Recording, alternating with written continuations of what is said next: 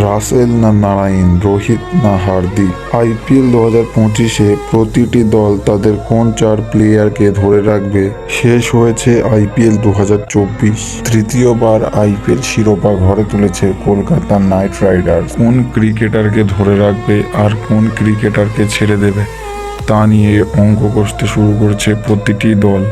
চলুন বিস্তারিত দেখে নেওয়া যাক। আসন্ন মরশুমের জন্য কলকাতা নাইট রাইডার্স যে 4 জনকে ধরে রাখবে তাদের মধ্যে অন্যতম হলেন ক্যাপ্টেন আইয়ার। এছাড়াও তালিকায় রয়েছে রিঙ্কু সিং, মিচেল স্টার্ক। তবে তালিকায় 4 নম্বরে কে থাকবে, রাসেল নাকি নারাইন? তালিকায় রয়েছে ফিল সল্টের মতো বিধ্বংসী ওপেনার। 2 নম্বর ফ্র্যাঞ্চাইজি হায়দ্রাবাদ যে 4 জনকে ধরে রাখবে তাদের মধ্যে অন্যতম 2 জন হলো প্যাট কামিন্স ও ট্র্যাভিস হেড। এছাড়াও তালিকায় থাকবেন অভিষেক শর্মা ও নীতিশ কুমার রেড্ডির মতো বিধ্বংসী খেলোয়াড়রা। 3 নম্বর বেঙ্গালুরু, তারা বিরাট কোহলিকে অবশ্যই রিটেন করবে।